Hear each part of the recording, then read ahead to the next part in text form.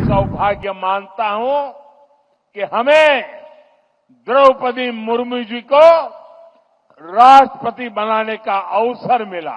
वो देश की पहली आदिवासी राष्ट्रपति है।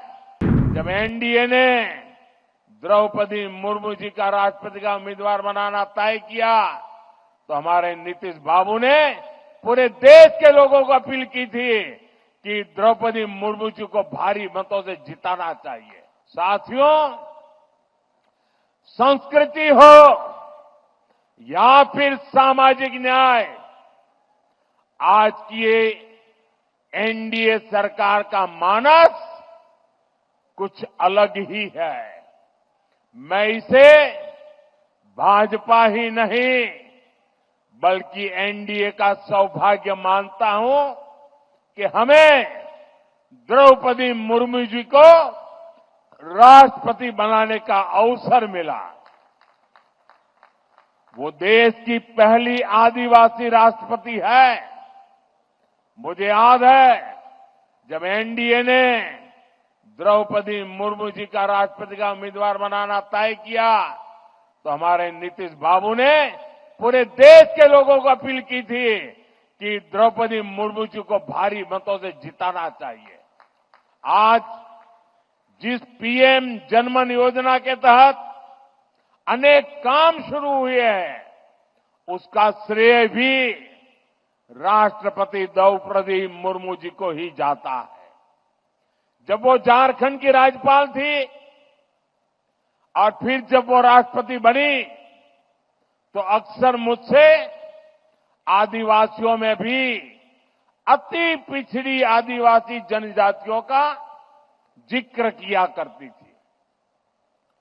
इन अति पिछड़ी आदिवासी जनजातियों की पहले की सरकारों ने कोई परवाह ही नहीं की थी। इनके जीवन से मुश्किलें कम करने के लिए ही 24,000 करोड़ रुपए की पीएम जनमन योजना शुरू की गई। पीएम जनमन योजना से देश की सबसे पिछड़ी जनजातियों की बस्तियों का विकास सुनिश्चित हो रहा है। आज इस योजना को 1 साल पूरा हो रहा है। इस दौरान हमने अति पिछड़ी जनजातियों को हजारों पक्के घर दिए हैं। पिछड़ी जनजातियों की बस्तियों को जोड़ने के लिए सैकड़ों किलोमीटर की सड़कों पर काम शुरू हो चुका है।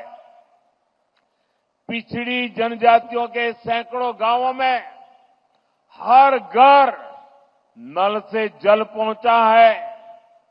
साथियों, जिनको किसी ने नहीं पूछा, मोदी उनको पूजता है। पहले की सरकारों के रवैये के कारण आदिवासी समाज दशकों तक मूल सुविधाओं से वंचित ही रहा। देश के दर्जनों आदिवासी बाहुल्य जिले विकास की गति में बहुत पिछड़ गए थे। अगर किसी अफसर को सजा देनी हो, उसको पनिशमेंट देना हो, तो पनिशमेंट पोस्टिंग भी ऐसे जिलों में की जाती थी। एनडीए सरकार ने पुरानी सरकारों की सोच को बदल दिया। हमने इन जिलों को आकांक्षी जिले घोषित किया।